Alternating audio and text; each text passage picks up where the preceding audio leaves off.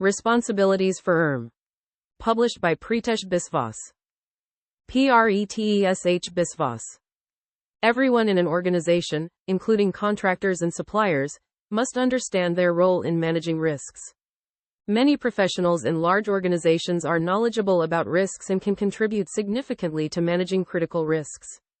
However, there isn't always a shared understanding of risk management or what's most important to the organization.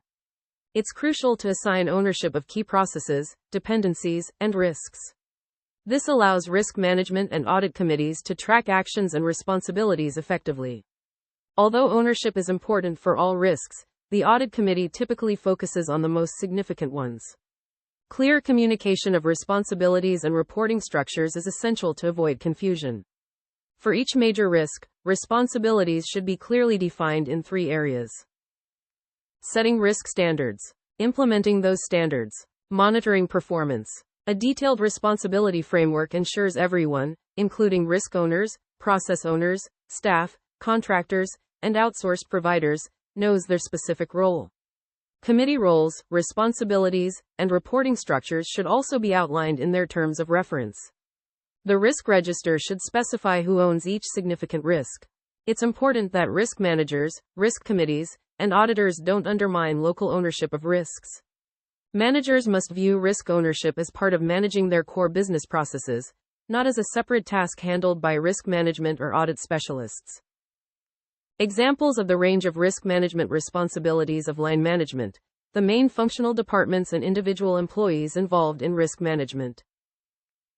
Risk management responsibilities. 1. Main risk management responsibilities for the CEO.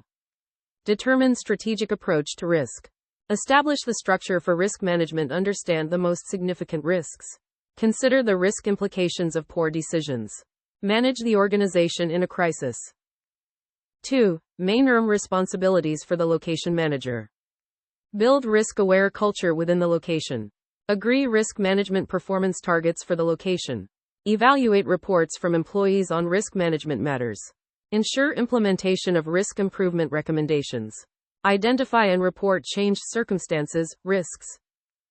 3. Main ERM responsibilities for individual employees. Understand, accept and implement ERM processes. Report inefficient, unnecessary or unworkable controls. Report loss events and near-miss incidents. Cooperate with management on incident investigations. Ensure that visitors and contractors comply with procedures. 4. Main risk management responsibilities for the risk manager.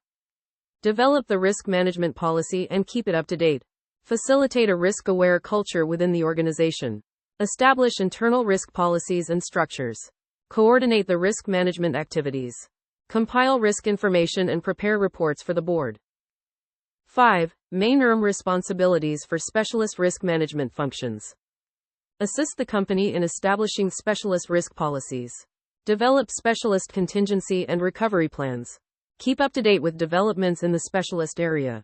Support investigations of incidents and near misses. Prepare detailed reports on specialist risks. And 6. Main risk management responsibilities for internal audit manager. Develop a risk-based internal audit program. Audit the risk processes across the organization. Provide assurance on the management of risk. Support and help develop the risk management processes. Report on the efficiency and effectiveness of internal controls. Responsibilities for managing risk are distributed across various levels within an organization. At the top level, the board and executives are accountable for overseeing risk management, ensuring that it aligns with the organization's overall objectives.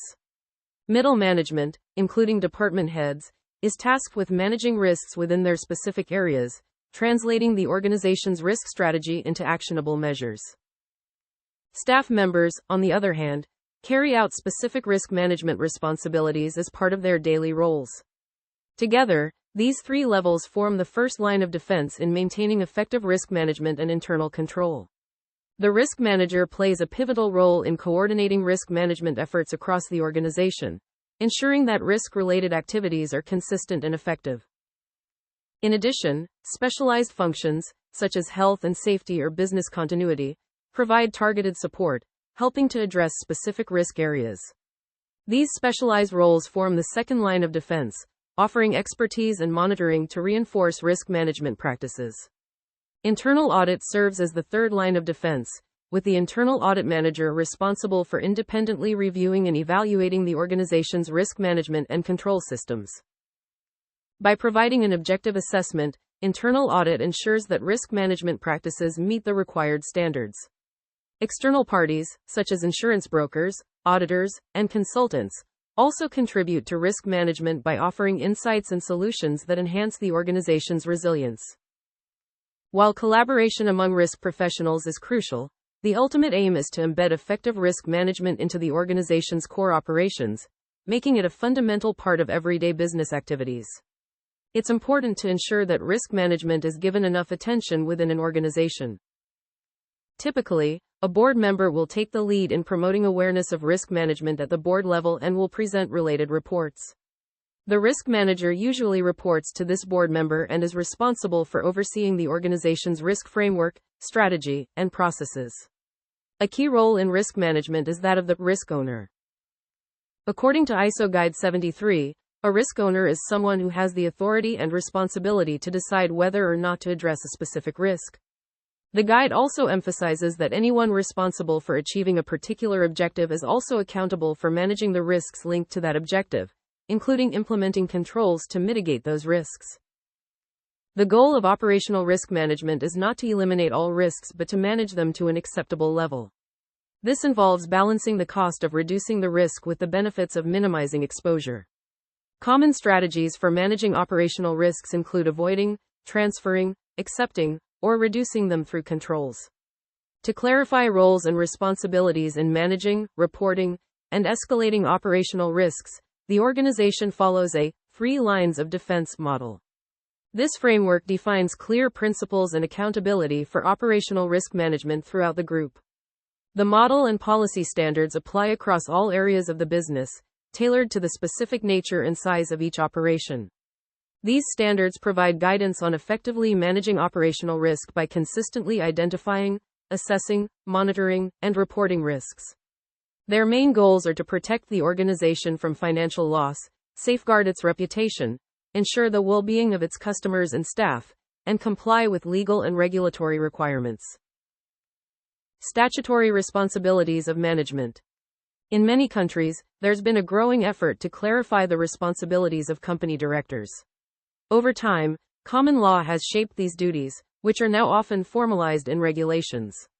Directors are expected to fulfill their assigned responsibilities, follow the company's constitution, act in the best interest of the company's success, make independent decisions, use reasonable care, skill, and diligence, avoid or disclose conflicts of interest, not accept benefits from third parties.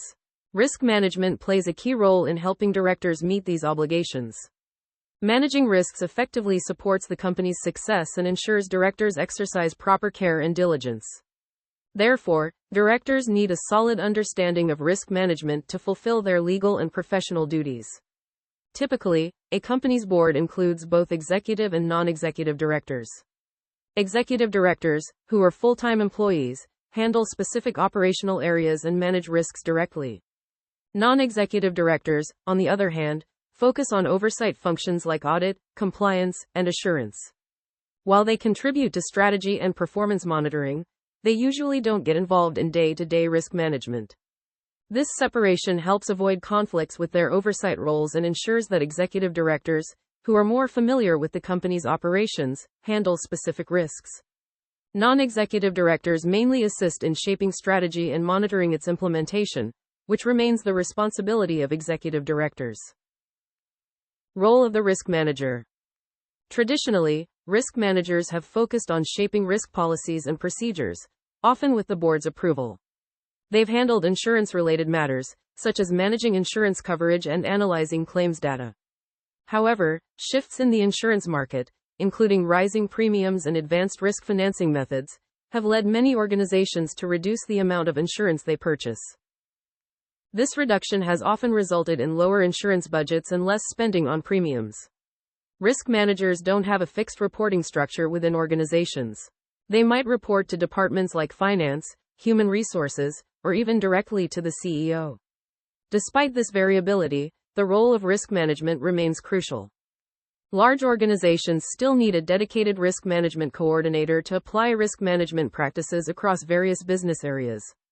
Historically, risks have been categorized as either insurable or non-insurable, but this distinction is becoming less relevant as organizations recognize the importance of managing all risks comprehensively. The risk manager plays a key role in helping the organization learn how to leverage risk management for better outcomes. They are responsible for establishing risk strategies, systems, and procedures to achieve the organization's risk management goals. Traditionally, risk managers were less involved in strategic decision-making, but the role is evolving. Today, they are expected to participate more actively in project management and strategy development.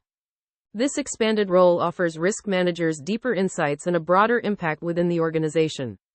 Given these changes, the term risk manager may no longer fully capture the scope of the role.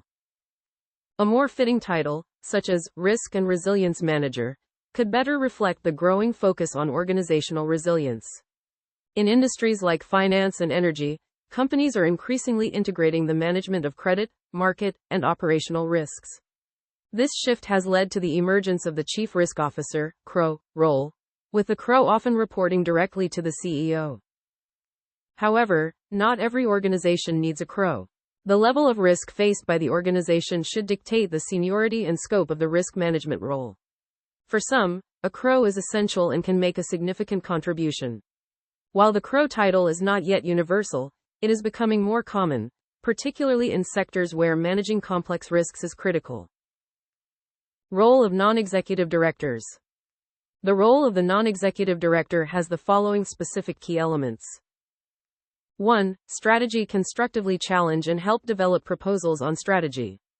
2. Performance: scrutinize the performance of management.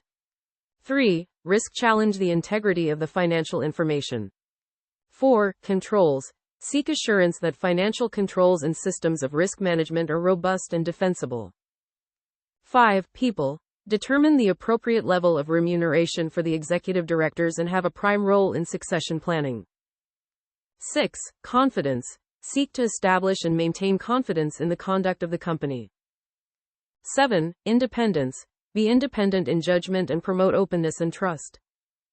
And 8. Knowledge: be well informed about the company and the external environment in which it operates, with a strong command of relevant issues. Role of the Chief Risk Officer. The Chief Risk Officer, CRO, plays a crucial role in unifying different risk management processes to ensure the company uses its resources wisely. According to the ERM framework, the CRO works with other managers to implement effective risk management, tracks progress, and helps share important risk information throughout the organization. Internal auditors collaborate with the CRO as part of their responsibilities in risk management. Their job is to review the accuracy of ERM reports and offer independent, useful suggestions to improve the organization's risk management practices. The IIA international standards emphasize that internal auditing should cover evaluating how reliable reporting is, how efficiently operations run, and whether the company complies with relevant laws and regulations. Role of the insurance risk manager. Develop a strategy to protect the company's assets and employees. Oversee the company's insurance program through its captive insurance provider. Collaborate with the captive insurance manager to maximize its effectiveness. Manage relationships with insurers, monitor service providers, and ensure insurance contracts are cost-effective. Track and evaluate the group's overall risk costs and those of individual companies within the group. Ensure all insurance contracts and agreements are properly stored and retained. Supervise service provider activities and handle the placement of group and global insurance policies. Coordinate property surveys, risk management practices, and incentive programs. Risk committees. Most large organizations already have an audit committee, typically chaired by a senior non-executive director. Some organizations choose to expand the audit committee's role to include risk management, while others set up a separate risk management committee, RMC, led by an executive director. There's a strong case for making the RMC an executive group rather than part of a non-executive audit committee. This is because managing risks proactively requires executive oversight, while audit committees tend to focus on compliance and reactive assurance. Separating executive responsibility for managing risks from non-executive auditing aligns with good corporate governance. In some cases, the RMC operates as a subcommittee of the Audit Committee. However, this setup can create unnecessary bureaucracy and shift the focus from active risk management to compliance checks.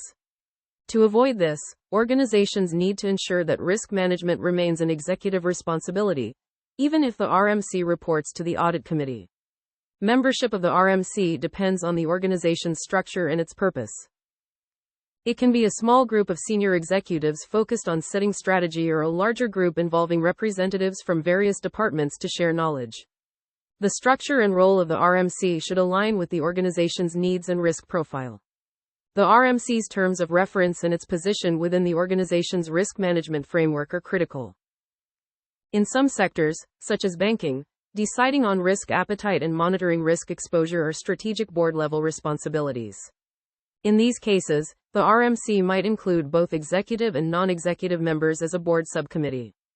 However, it typically remains an executive-focused function to maintain the integrity of the 3 lines of defense model. Ultimately, the risk management structure should fit the organization's specific context and risk profile. While a dedicated RMC may not always be necessary, its responsibilities must still be assigned to a senior committee, such as the Executive or Finance Committee. The goal is to improve risk management practices through effective oversight and mutual support between the RMC and Audit Committee. Combining these committees is generally not advisable, as it risks weakening the 3 lines of defense, which provides a stronger safeguard. Responsibilities of the ERM Committee. The role involves advising the board on risk management and promoting a culture that highlights the benefits of a risk-based approach. It includes recommending strategies and policies related to risk management and ensuring the board is informed about significant risk matters. Responsibilities also include monitoring the performance of the company's risk management systems and reviewing reports from relevant parties. This involves evaluating the effectiveness of the company's risk management framework by assessing risk procedures in response to changes in the business environment, reviewing risk audit reports on key business areas to understand the level of exposure, considering major findings from risk management reviews and how management responds to them, evaluating risks associated with new projects, ventures, and strategic initiatives. Additionally, the role requires reviewing the company's risk exposure to ensure it aligns with the board's risk appetite and the company's capacity to handle risks. It involves considering improvements to the risk management approach and advising the board accordingly.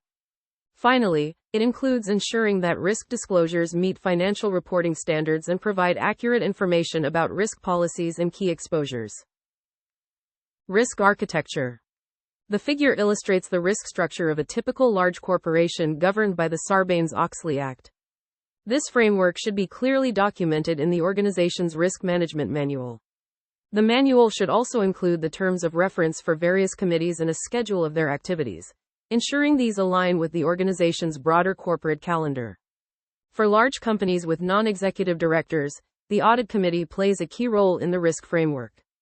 Both the Audit Committee and the Head of Internal Audit are crucial in supporting the organization's risk management strategy. Under Sarbanes-Oxley, companies must ensure that all disclosed information is accurate. This often leads to the formation of a disclosures committee, which verifies the sources and accuracy of all released information. Financial disclosures, in particular, are subject to rigorous scrutiny under this law. The risk architecture outlines the hierarchy of committees and roles responsible for managing risks and maintaining internal controls. In this setup, the Corporate Risk Management Committee oversees executive-level risk activities. At the divisional level, responsibility for risk management lies with divisional managers. They handle identifying significant risks, maintaining the division's risk register, and ensuring appropriate controls are in place. Divisional managers receive guidance from the Group Risk Management Committee. If a divisional committee exists, it must report to the group committee, allowing for a consolidated corporate view of risk management priorities. In public sector or charity organizations, the risk structure differs from that of private companies. A typical setup focuses risk management on a governance and risk committee. The diagram shows how information flows and risk management activities are controlled, highlighting the central role of governance. For charities, risk governance is often more prominent than in other sectors. Reports suggest that many charity trustees prioritize governance over fundraising, indicating that risk management concerns sometimes overshadow the organization's core mission. This can distort the organization's focus. Risk reporting structures can vary based on the organization's risk level and complexity. In high-risk sectors like finance, the risk committee often reports directly to the board and is typically chaired by a senior executive, such as the finance director, with other top-level representation. In general, risk management committees should consist of executive directors, as risk management is an executive responsibility. Non-executive directors focus on audit and assurance, reviewing risk performance through reports from the risk committee to the audit committee. For lower-risk organizations, the risk committee might report to an executive or operations committee rather than directly to the board. The structure should match the organization's size, complexity, and risk exposure. There is no single, correct, risk architecture. As long as the risk committee meets its goals, the organization can decide its structure in terms of reference. However, the key distinction remains. Managing risk is an executive function, while audits should be overseen by non-executive directors.